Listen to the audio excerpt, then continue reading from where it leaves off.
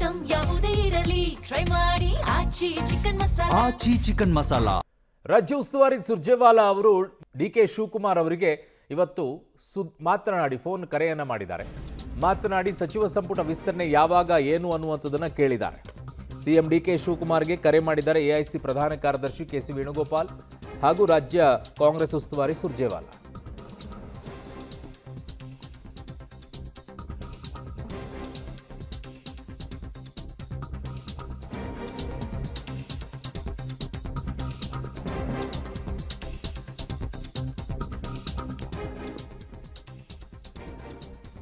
ಸಚಿವ ಸಂಪುಟ ವಿಸ್ತರಣೆ ಯಾವಾಗ? ಈ ವಿಚಾರದಲ್ಲಿ ಈಗ ಹಲವು ಚರ್ಚೆಗಳು ನಡೀತಾ ಇದೆ. ಯಾರಿಗೆಲ್ಲ ಸಂಪುಟ ವಿಸ್ತರಣೆಯಲ್ಲಿ ಅವಕಾಶ ಸಿಗುತ್ತೆ? ಸಿಎಂ ಡಿಕೆ ಶಿವಕುಮಾರ್ಗೆ ಬಂದಿದೆ ಕರೆ. ಕಾಂಗ್ರೆಸ್ನ ಸಚಿವಾಕಾಂಕ್ಷಿಗಳ ಒತ್ತಡ ತಂತ್ರಕ್ಕೆ ಹೈಕಮಾಂಡ್ ಬ್ರೇಕ್ ಹಾಕುವಂತ ಕೆಲಸವನ್ನ ಮಾಡ್ತಾ ಇದೆ. ಸಚಿವ ಸಂಪುಟ ಸೇರಲು ಒತ್ತಡವನ್ನ ಹೇರಿದ್ರೆ ಅಶಿಸ್ತು ಅಂತ ಪರಿಗಣನೆ ಮಾಡಲಾಗುತ್ತೆ. ಶಾಸಕರು ಪ್ರತಿಭಟನೆ ಒತ್ತಡ ತಂತ್ರ ಅನುಸರಿಸಿದ್ರೆ ಅಶಿಸ್ತು ಅಂತ ಪರಿಗಣಿಸಲಾಗಬೇಕು ಅಂತ ಹೇಳಿದ್ದಾರೆ. ಸಿಎಂ ಡಿಕೆ ಶಿವಕುಮಾರ್ಗೆ ಸುರ್ಜೇವಾಲಾ ಕೆಸಿ ವೇಣುಗೋಪಾಲ್ ಸಂದೇಶವನ್ನ ಕಳುಹಿಸಿದ್ದಾರೆ. ಅಶಿಸ್ತು ಅಂತ ಪರಿಗಣಿಸಿ ವರದಿ ನೀಡಲು ಕೂಡ ಸೂಚನೆಯನ್ನ ಕೊಟ್ಟಿದ್ದಾರೆ. ಯಾರೆಲ್ಲ ಮಂತ್ರಿ ಸ್ಥಾನಕ್ಕೋಸ್ಕರ ಲಾಬಿ ಮಾಡ್ತಾ ಇದ್ದಾರೋ ಅವರು ಎಲ್ಲರಿಗೂ ಕೂಡ ಈಗ ಹೈಕಮಾಂಡ್ ಬ್ರೇಕ್ ಹಾಕುವಂತ ಕೆಲಸವನ್ನ ಮಾಡ್ತಾ ಇದೆ. ಆ ಥರ ಅಶಿಸ್ತನ್ನ ತೋರಿಸಿದಂಥವರ ವರದಿ ಕೊಡಿ ಅಂತಾನು ಕೂಡ ಈಗ ಹೇಳಿದ್ದಾರೆ. ಕಾಂಗ್ರೆಸ್ನ ಸಚಿವಾಕಾಂಕ್ಷಿಗಳ ಒತ್ತಡ ತಂತ್ರಕ್ಕೆ ಹೈಕಮಾಂಡ್ ಬ್ರೇಕ್ ಹಾಕುವಂತ ಕೆಲಸವನ್ನ ಮಾಡಿದೆ. ಯಾವುದೇ ರೀತಿಯಾಗಿ ಮಂತ್ರಿ ಸ್ಥಾನ ಬೇಕು ಅಂತ ಏನಾದರೂ ಲಾಬಿಯನ್ನ ಮಾಡಿದರೆ, ಒತ್ತಡವನ್ನು ಹೇರುವಂಥ ಕೆಲಸ ಮಾಡಿದರೆ ಅದನ್ನು ಅಶಿಸ್ತು ಅಂತಾನೆ ಪರಿಗಣಿಸಬೇಕು.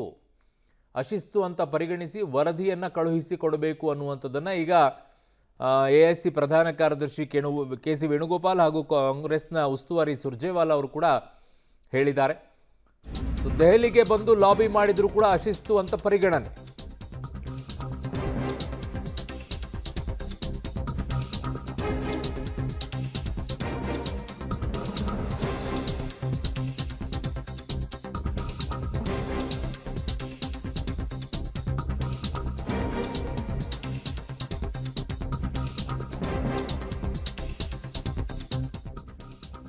ಸಿಎಂ ಡಿಕೆ ಶಿವಕುಮಾರ್ಗೆ ಕರೆ ಮಾಡಿ ತಿಳಿಸಿದ್ದಾರೆ. ದೆಹಲಿಗೆ ಬಂದು ಲಾಬಿ ಮಾಡಿದ್ರು ಕೂಡ ಅಶಿಸ್ತು ಅಂತ ಪರಿಗಣಿಸಬೇಕು. ದೆಹಲಿಗೆ ಹೋದ್ರೂ ಕೂಡ ಕ್ಯಾಬಿನೆಟ್ ವಿಸ್ತರಣೆಯವರೆಗೆ ಹೈಕಮಾಂಡ್ ಸೂಚಿಸುವವರೆಗೂ ಕೂಡ ಸುಮ್ಮನೆ ಇರಬೇಕು. ಯಾರಿಗೆ ಕೊಡಬೇಕು ಏನು ಅನ್ನುವಂಥದ್ದು ಹೈಕಮಾಂಡ್ಗೆ ಗೊತ್ತಿದೆ. ಯಾರೂ ಕೂಡ ಸಚಿವ ಸ್ಥಾನಕ್ಕೋಸ್ಕರ ಲಾಬಿ ಮಾಡುವಂತಿಲ್ಲ. ಮಾಡಿದರೆ ಅದು ಲಾಬಿ ಅಂತಾನೆ ಕನ್ಸಿಡರ್ ಮಾಡಬೇಕಾಗತ್ತೆ. ಲಾಬಿ ಯಾರು ಮಾಡ್ತಾರೆ ಅವರ ವಿರುದ್ಧ ವರದಿ ಕೊಡಿ ಅಂತ ಹೇಳಿದ್ದಾರೆ. ನನ್ನ ಸಹೋದ್ಯೋಗಿ ಪೊಲಿಟಿಕಲ್ ಬ್ಯೂರೋಯಿಂದ ಸುಖೇಶ್ ನನ್ನ ಸಂಪರ್ಕಕ್ಕೆ ಸಿಗ್ತಾ ಇದ್ದಾರೆ. ಸುಖೇಶ್, ಈಗ ಲಾಬಿ ಮಾಡಬಾರ್ದು ಅನ್ನುವಂಥದ್ದಾದರೆ ಮಂತ್ರಿ ಸ್ಥಾನವನ್ನು ಕೇಳೋದೇ ತಪ್ಪ ಅನ್ನುವಂಥದ್ದು ಅನೇಕ ಶಾಸಕರು ಕೇಳ್ತಾ ಇದ್ದಾರೆ. ಲಾಬಿ ಮಾಡ್ತಾ ಇಲ್ಲ, ನಮಗೊಂದು ಅವಕಾಶ ಕೊಡಿ ಅಂತ ಕೇಳ್ತಾ ಇದ್ದೀವಿ. ಅದು ಲಾಬಿ ಆಗುತ್ತಾ?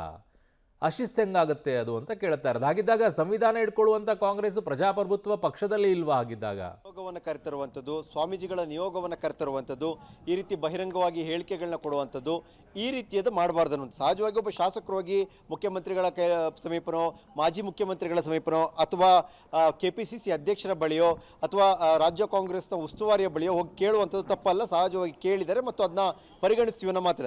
ಒಂದು ರೀತಿ ಬಹಿರಂಗವಾಗಿ ಶೋ ಕೊಡುವಂಥದ್ದು ಅಥವಾ ಒತ್ತಡ ತಂತ್ರ, ನಮ್ಮ ಸಮುದಾಯದ ಇಡೀ ಸಮುದಾಯ ಕೇಳ್ತಾ ಇದೆ ಅನ್ನುವಂಥದ್ದು, ಸಮುದಾಯದ ಸ್ವಾಮೀಜಿಗಳನ್ನ ಕರ್ಕೊಂಡು ಬರುವಂಥದ್ದು ಅಥವಾ ಬೇರೆ ಬೇರೆ ಧರ್ಮಗುರುಗಳನ್ನ ಕರ್ಕೊಂಡು ಬರುವಂಥದ್ದು ಯಾವುದು ಕೂಡ ಮಾಡಬಾರ್ದು. ಅದು ಒಂದು ರೀತಿಯ ಗೊಂದಲಕ್ಕೆ ಎಡೆ ಮಾಡಿ ಕೊಟ್ಟಂತಾಗುತ್ತೆ ಅನ್ನುವಂಥದ್ದು. ವೈಯಕ್ತಿಕವಾಗಿ ಕೇಳ್ಕೊಳ್ಳುವಂಥದ್ದು ಬೇರೆ. ಹೋಗಿ ನನಗೆ ಅವಕಾಶ ಕೊಡಿ, ಈ ಕಾರಣಕ್ಕೆ ನಾನು ಇಷ್ಟು ಬಾರಿ ಗೆದ್ದಿದ್ದೀನಿ ಅಥವಾ ಈ ಸಮುದಾಯ ಪ್ರತಿನಿಧಿಸ್ತೀನಿ ಅನ್ನುವಂಥದ್ದು ಬೇರೆ. ಅಥವಾ ದೆಹಲಿಯಲ್ಲೂ ಕೂಡ ಹಿಂದೆಲ್ಲ ಹೋದಂಥ ರೀತಿಯಲ್ಲಿ ಹೋಗುವುದು, ಹಿಂಡಾಗಿ ಹೋಗುವಂಥದ್ದು, ಈ ರೀತಿ ಮಾಡಬಾರ್ದು. ಆ ರೀತಿಯ ಯಾವುದೇ ಬೆಳವಣಿಗೆ ಆದರೂ ಕೂಡ ತಕ್ಷಣ ಅದೊಂದು ವರದಿಯನ್ನು ಕೊಡಿ ಅಂತ ಮುಖ್ಯಮಂತ್ರಿಗಳು ಕೂಡ ಎಐಸಿಸಿಯಿಂದ ಕರೆ ಬಂದಿರುವಂಥದ್ದು. ಹಾಗೆ ಕೆಪಿಸಿಸಿ ಅಧ್ಯಕ್ಷರ ಗಮನಕ್ಕೂ ಕೂಡ ಇದನ್ನು ತರ್ತೀವಿ, ಅಲ್ಲೂ ಕೂಡ ಅವರು ಅದರ ಸಂಬಂಧಪಟ್ಟಂಥ ವರದಿಯನ್ನು ಕೊಡ್ತಾರೆ.